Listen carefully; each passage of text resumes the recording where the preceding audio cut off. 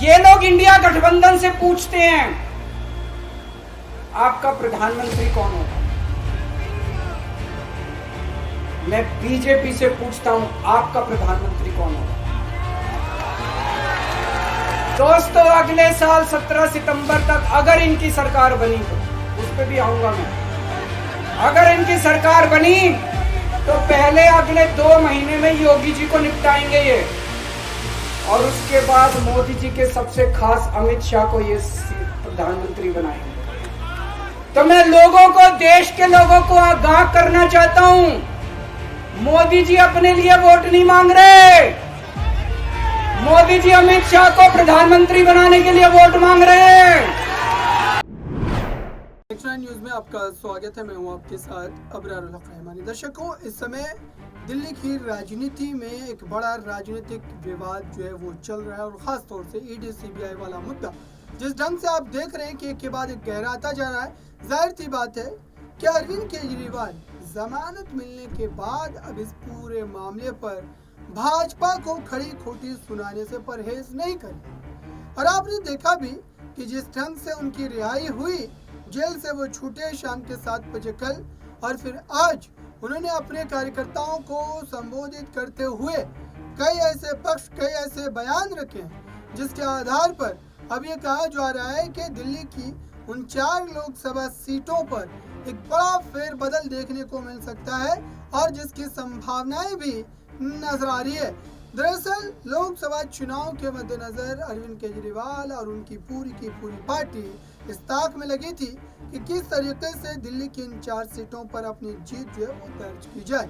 हालांकि इस बार उनके लिए दोहरी, आप कह सकते हैं कि यहाँ पर सफलता मिलने की उम्मीद इसलिए भी नजर आती है क्योंकि वो इस बार गठबंधन में चुनाव लड़ रहे हैं। लेकिन अरविंद केजरीवाल ने जेल में रहते हुए उनके साथ क्या प्रताड़ना हुई, और साथ ही जो उनको लेकर के मेडिकल टीम की जो तमाम खबरें निकल करके सामने आई, जो सुनीता केजरीवाल ने आरोप लगाए थे और ये कहा था कि उन्हें इंसुलिन नहीं दिया जा रहा है, इस तरीके की बातों को लेकर के भी उन्होंने पक्ष रखा, और भाजपा, ईडी समेत दोनों को ही लपेटते नजर आए। उनके साथ पार्टी के तमाम दिग्गज और सीनियर चेहरे मौजूद थे, लेकिन साथ ही उन्होंने पार्टी के और नेताओं को लेकर के भी दावा किया कि आने वाले दिनों में मनीष सिसोदिया जैसे चेहरों को भी बड़ी राहत मिल सकती है। इस पूरे मामले को लेकर के आइए आपको एक रिपोर्ट दिखाते हैं और सुनाते हैं कि आखिरकार अरविंद केजरीवाल ने भाजपा और ईडी को लेकर किस तरीके के खुलासे किए और क्या बड़े आरोप लगाए। अब देश को भविष्य दो। आज आपकी सरकार है केंद्र के अंदर, आप देश के लिए काम करोगे, आम आदमी पार्टी को कोई पूछेगा ही नहीं। लेकिन आप कुछ काम नहीं करो और आम आदमी पार्टी को कुचल दो, ये जनतंत्र नहीं है, ये इस देश की जनता पसंद नहीं करती।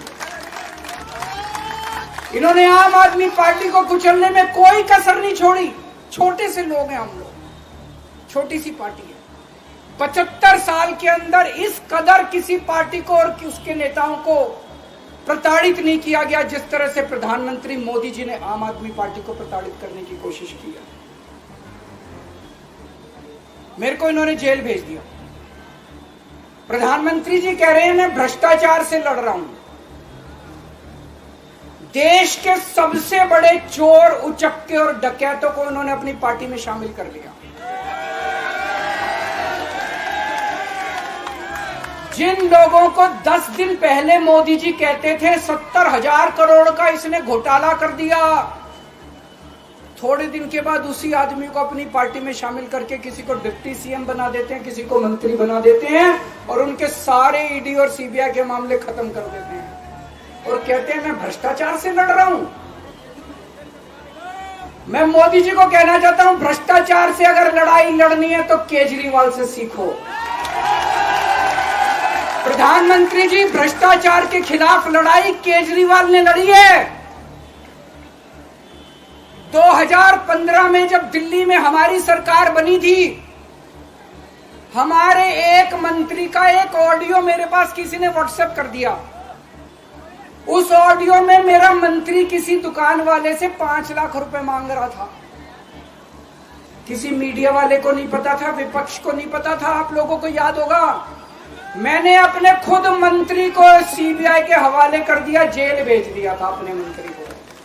तो आपने देखा दर्शकों, आखिरकार क्या इन तमाम मुद्दों का चुनाव पर असर पड़ेगा, खास करके दिल्ली की 4 सीटों पर।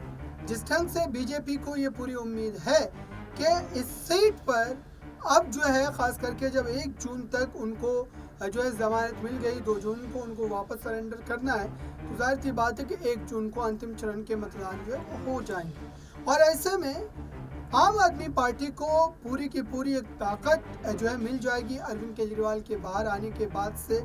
अब इस पर क्या जो 25 तारीख को दिल्ली में मतदान होने हैं, दिल्ली में वोटिंग होनी है, क्या उस दिन तक पूरी तरीके से ये माहौल जो है तैयार कर लिया जाएगा, और क्या इसको लेकर के पहले से ही ये सारी की सारी स्क्रिप्टिंग जो है वो कर ली गई थी। इस पूरे मुद्दे को लेकर के सियासी तौर पर बहसबाजी का भी सिलसिला अब शुरू हो गया है।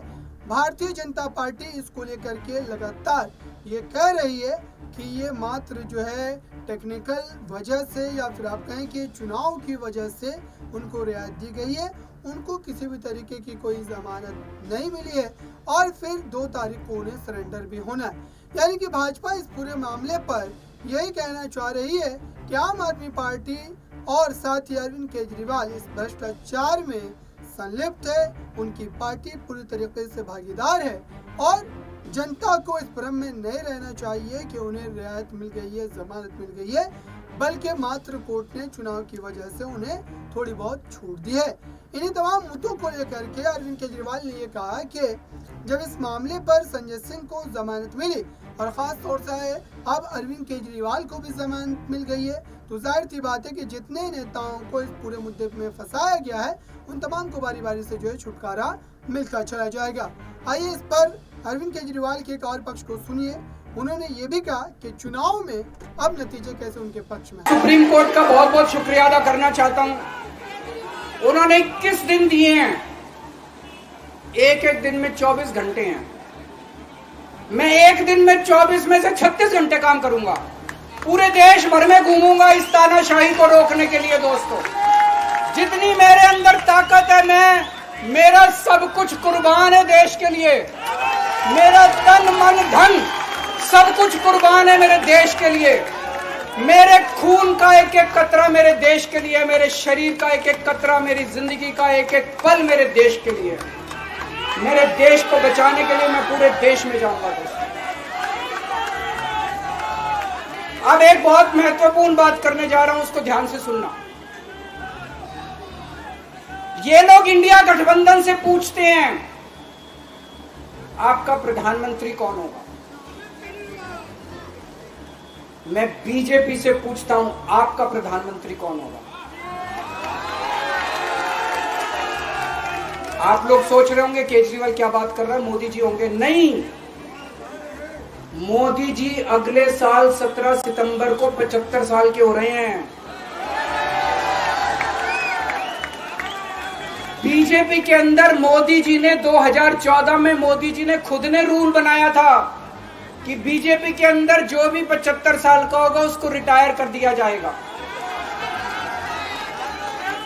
सबसे पहले आडवाणी जी को रिटायर किया गया, उसके बाद मुरली मनोहर जोशी जी को रिटायर किया गया, फिर सुमित्रा महाजन को रिटायर किया गया, फिर यशवंत सिन्हा को रिटायर किया गया।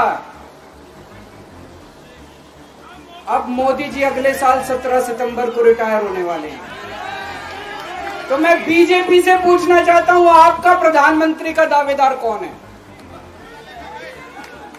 दोस्तों, अगले साल 17 सितंबर तक अगर इनकी सरकार बनी, तो उस पर भी आऊंगा मैं।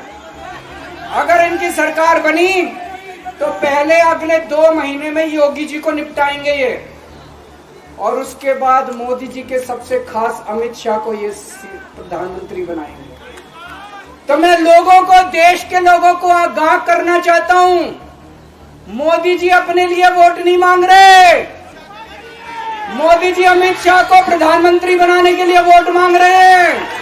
तो आपने सुना दर्शकों, आखिरकार 2024 के इस लोकसभा चुनाव को लेकर जो है आम आदमी पार्टी की इन 4 सीटों को लेकर आपकी राय क्या है, कमेंट बॉक्स में जरूर बताएं। जुड़े रहें नेक्स्ट 9 न्यूज के।